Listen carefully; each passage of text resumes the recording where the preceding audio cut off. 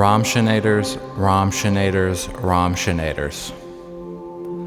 Romshinators, romshinators, romshinators. Romshinators, romshinators, romshinators. It is so good to be back talking with you once again through my favorite format, the spoken word. Today I want to talk about something that has become commonplace in our culture. Something that would have been unheard of long ago. Something that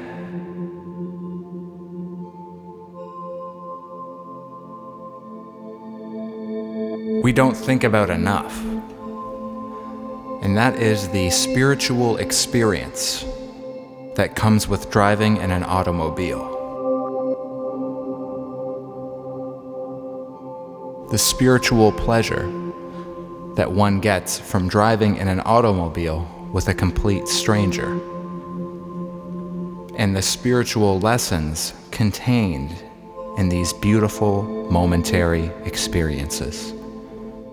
Because each Uber driver has a spiritual lesson that is just for you. This is what they don't tell you in the terms of service. This is because Uber was created by Christ, was created by God, was created by the oneness of which there is no separation.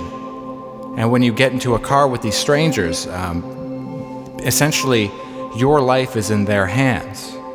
And whatever message they have for you, you must receive it. Simply put, Uber is a conduit for God to give you his messages. I once got in an Uber, and the driver told me that he had just started his own church. This wasn't just a pipe dream. He had a brick and mortar place that was his own church, where he could preach his own way. He told me he had been on the spiritual path for about 10 years. And about 5 years into his spiritual path, God had visited him in his waking life and shown him an explicit vision of hell. He said that God took him to a subterranean lair underneath the earth, where he was able to experience the horror that awaits for sinners who choose not to follow God's plan while on earth.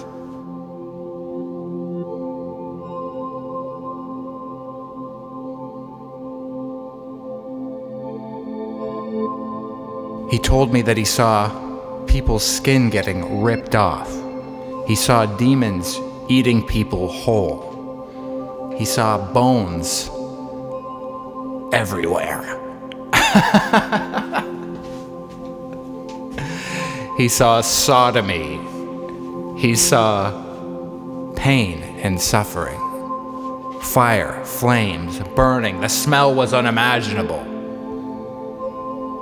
God took him there to show him what he was capable of saving people from. He said God only shows these things to his chosen soldiers, to his chosen priests. He was a warrior for God. And in order to be a warrior for God, you have to know what hell looks like. This is what he said. This is what my Uber driver told me. Who am I to tell him he's wrong? Frankly, this is the first I'm hearing of any of this.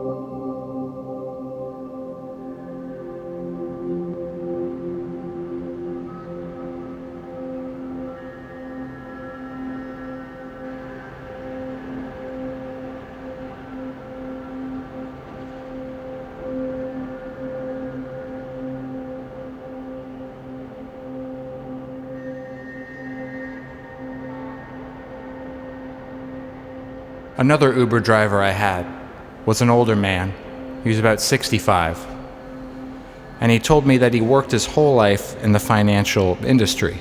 He didn't tell me exactly what, but by the looks of him, by his haircut and by the car he was driving me in, it seemed like he had done quite well for himself over the years. And he had a successful family. He said he had 3 kids that were all adults now. But that one night, while he was dreaming, God visited him and told him he needed to quit his job, drive Uber, and begin to write a book. Now, he did tell me what the book was about.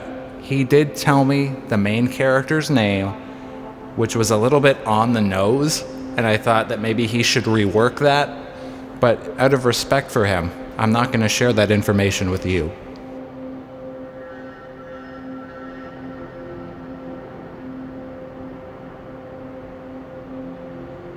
He was clearly a very passionate man and had found something to center his life around that he felt was meaningful, that he felt gave him a sense of purpose.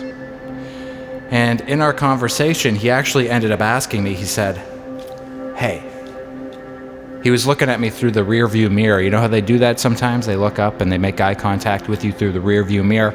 Classic Uber driver move is to do that. He made eye contact and said, "So, what about you? Does your life have a grand central purpose?" Grand central purpose, he said. Grand central purpose.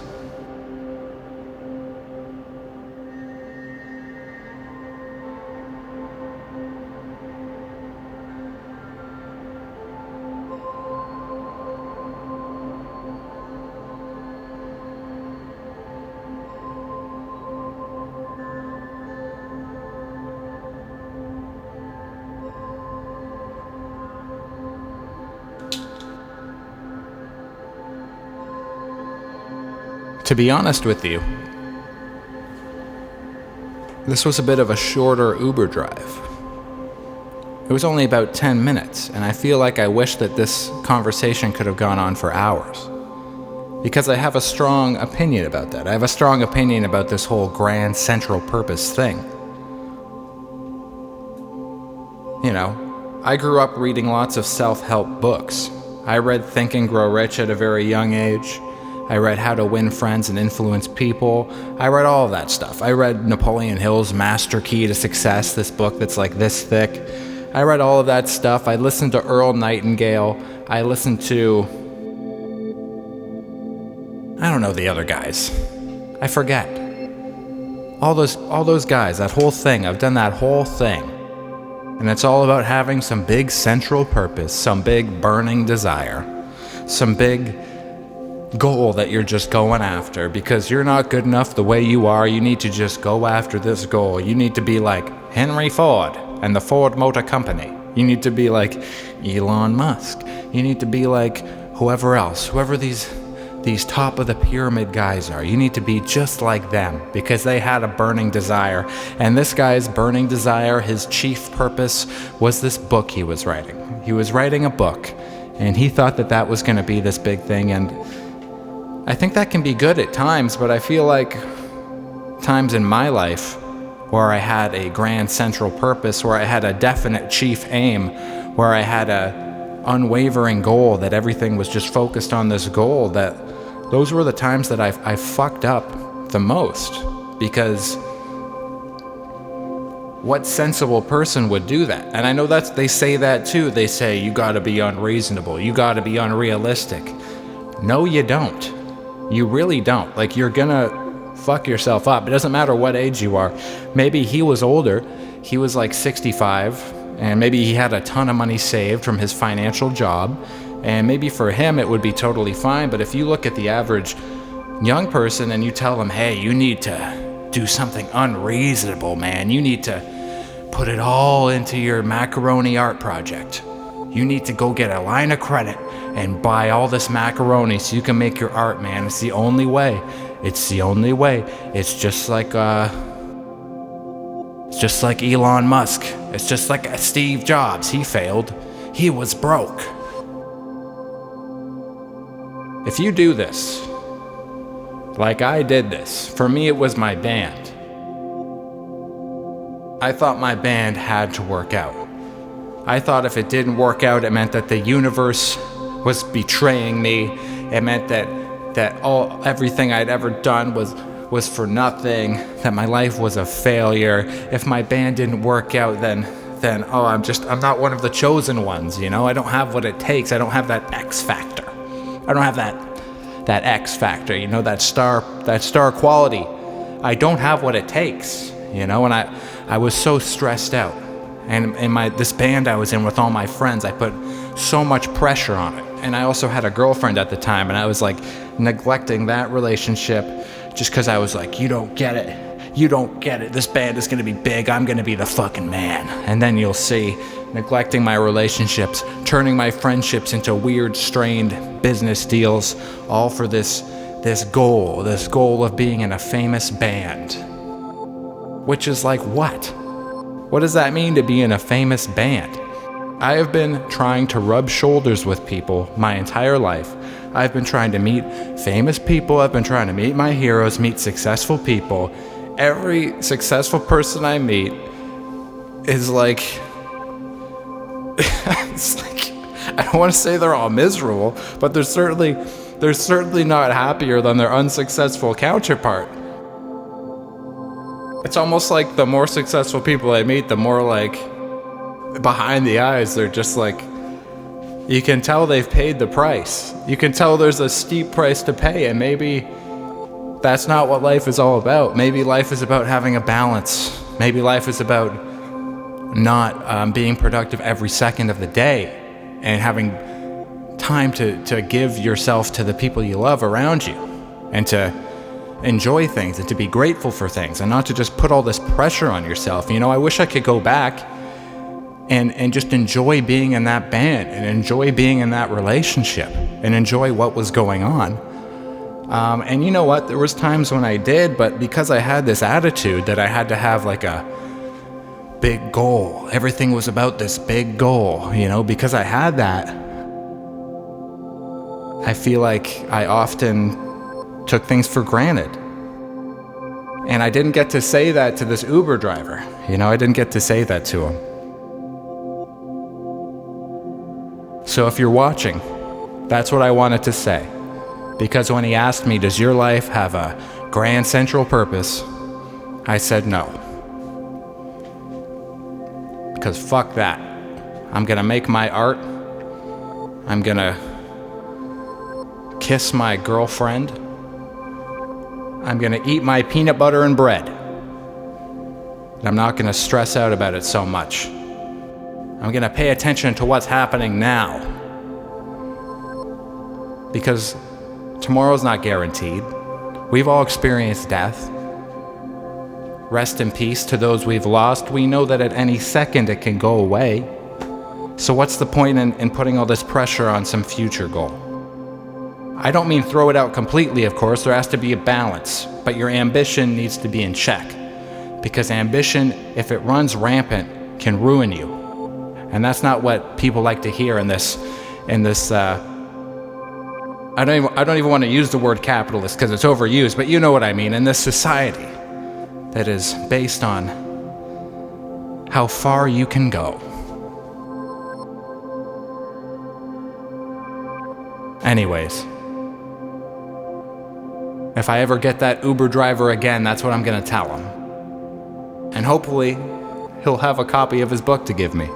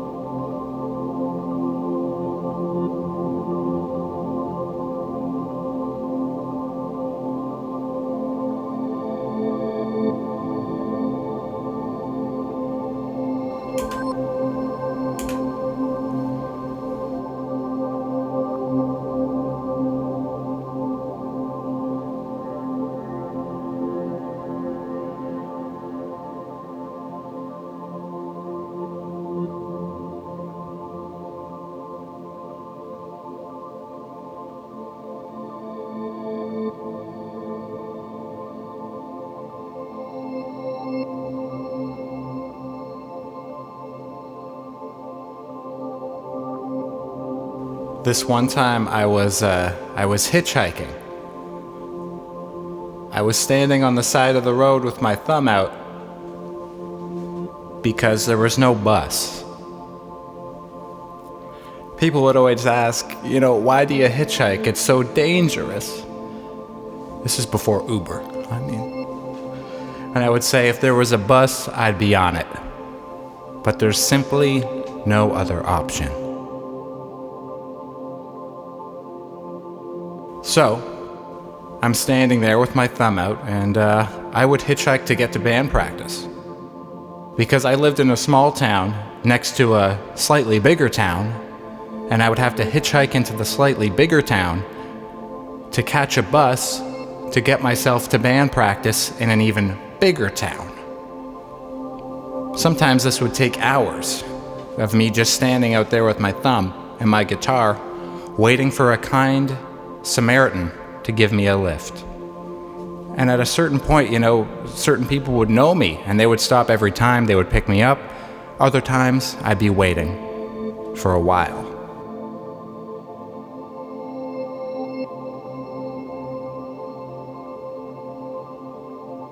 But there were certain special occasions where I would put my thumb out and the first car that passed me by would stop and let me in and take me to where I wanted to go. And I remember one day this car pulls over, right? And I approach the passenger side door and he's got his hand on it already. And he flings the door open at me. And I'm like, whoa, and I step back and the door flings open. And out of the car, a cacophony of sound erupts. And it's choral gospel music erupting from this car, loud, uncomfortably loud. And I look inside and I see this man in his 50s. He has a gray mullet and he has sunglasses on. Not as cool as these, but cool for like a 50-year-old guy with a gray mullet picking up a hitchhiker. And he also had like a nice button-up shirt, not as nice as this one, but it was pretty nice. It was all black. He looked at me and he says, "Brother, are you saved?" "Brother, are you saved?" He looks at me and he asks. I was very young at this time. I was like 19. I didn't even know what he meant. And I said, "What do you mean saved?" And he says, "Do you believe in Christ, brother? Are you saved?"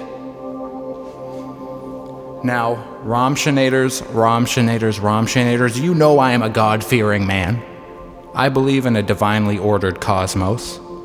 I'm not an atheist, but I'm also not religious either. But I really needed a ride, so I said, yes, I'm saved. Yes, I'm a believer. Christ is number one. God's only son.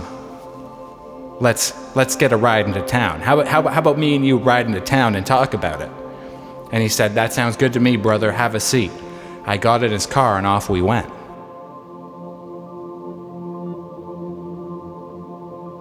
He didn't turn down the volume of the music, by the way. During this whole interaction I'm about to tell you about, he left that loud-ass choral gospel music on the whole time as he began to tell me that he used to do terrible things out in Alberta. He says he used to live out in Alberta and he did terrible things to people. He said he used might and lust and power to get what he wanted from people, and that he was a sinner, and that he was a bad man, an evil man, and that God saved the world from an evil man when he came into his life to save him. At this point, I was a little bit worried, but, I was depending on this guy for a ride, so I figured if I just kept him in a good mood, maybe I would get there alive. And I began to ask him, well, blah, blah, blah, blah, blah. He wouldn't listen. This was a one-sided conversation. He told me that God put an under construction sign across his forehead, and that there were still a lot of things inside of him that were evil and horrible, and that he still had the memories of his past deeds and how they would haunt him. He also told me that Satan is an angel, and angels cannot go against the will of God, so everything Satan has ever done has actually been God's will. So God wants you to burn in hell if you're a bad person. God wants Satan to build his army, to walk among the earth, to possess people with demonic This was some crazy shit. I was just trying to get to band practice. He actually got so heated in this one-sided conversation that he pulled the car over on the side of the road and just began talking to me directly. I was pretty nervous actually at this point, but I waited it out.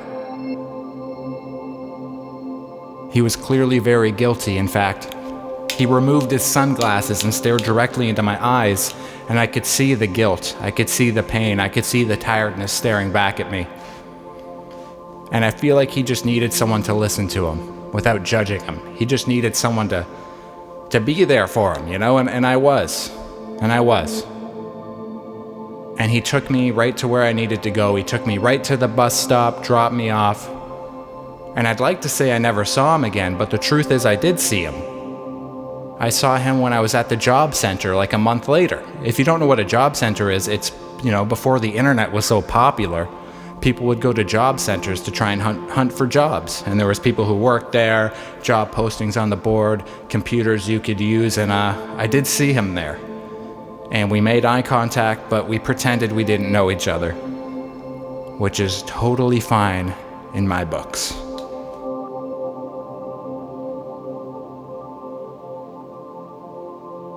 Anyways, Romshinators, I hope that this video makes you realize the type of spiritual experiences that can be found through the use of the smartphone application Uber, or through hitchhiking, or through anything else, really. And for the purposes of this world we're living in, these are all fictional stories. These people aren't real.